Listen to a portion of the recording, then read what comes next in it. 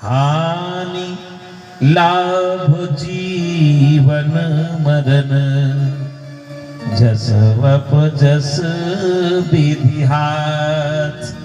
कोई काम करो हानि होगी लाभ होगा, भगवान पर समर्पित होना पड़ता है। जीवन मृत्यु यश और अपयश ये अपने हाथ में नहीं है, ये विधाता के हाथ में। लेकिन भरत कुछ बातें बताना चाहता हूं, सुनो बेटा।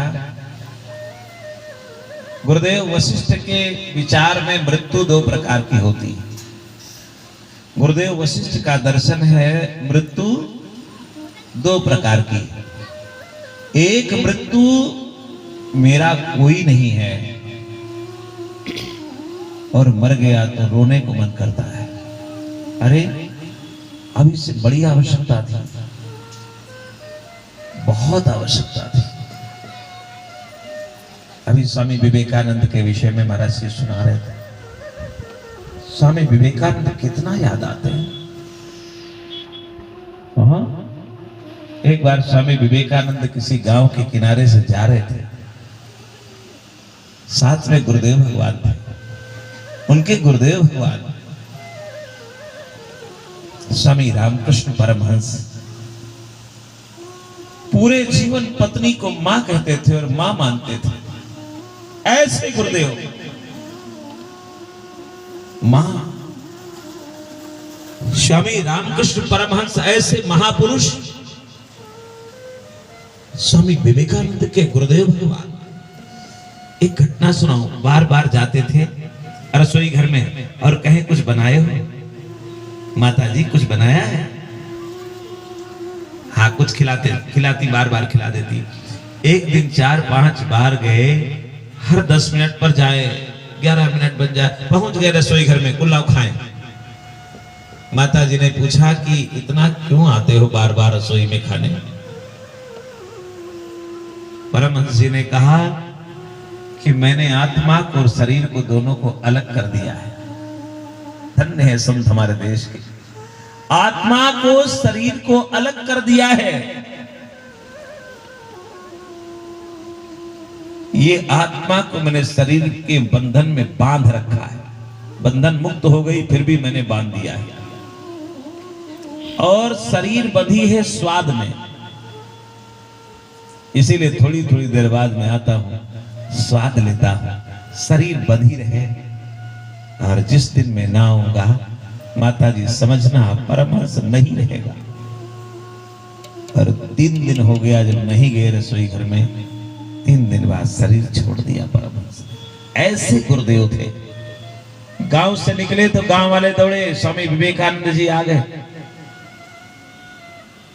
स्वामी जी, हाँ, अगर अमृत का सरोवर भरा हो उसका आनंद कैसे लेना चाहिए?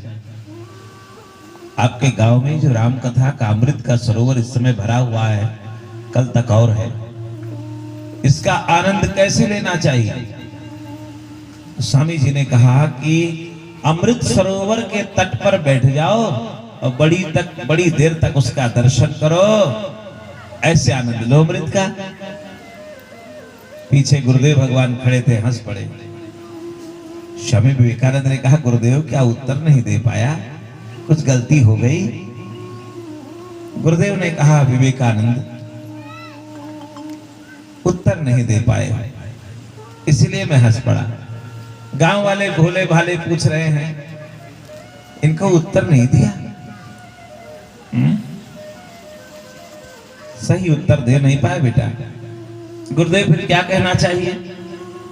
गुरुदेव ने कहा, जब अमृत का सरोवर भरा हो और सामने भरा हो तो सरोवर का दर्शन करना सामान्य बात है। सरोवर में कूद जाओ, 4-6 डुबकी लगाओ, उसका आनंद लेना, ये बड़ी बात है। जब राम कथा हो रही हो तो सब लोगों को चाहिए राम कथा पांडाल में बैठकर उस रस के सरोवर में आनंद ले। सबको यही चाहिए। ये स्वामी विवेकानंद की भाषा है।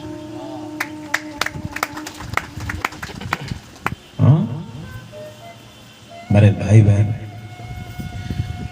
उस सभा में गुरुदेव भगवान रोए।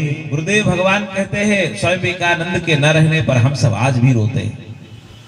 कुछ ऐसे लोग होते हैं शरीर छोड़ देते हैं तो रोने का मन करता है, और कुछ ऐसे लोग होते हैं कि मर जाते हैं सोचने का मन करता है मर गया ठीक हुआ, इसका मरना ही ठीक था।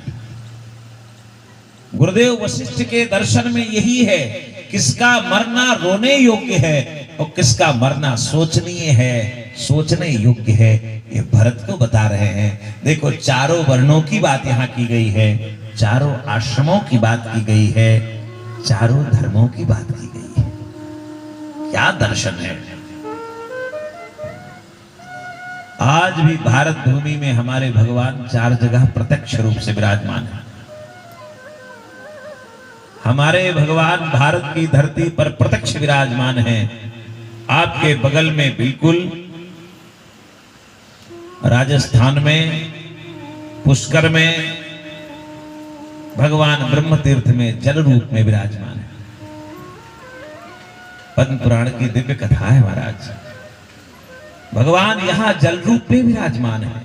हमारे नैमिषारण्य में भगवान वृक्ष रूप में विराजमान है। बद्रिका आश्रम में भगवान नारायण शिला के रूप में विराजमान है, और गंडकी नदी में भगवान शालिग्राम शिला के रूप में निरंतर विराजमान है। ये चार स्थान भगवान के निरंतर अद्य आज भी विराजमान है।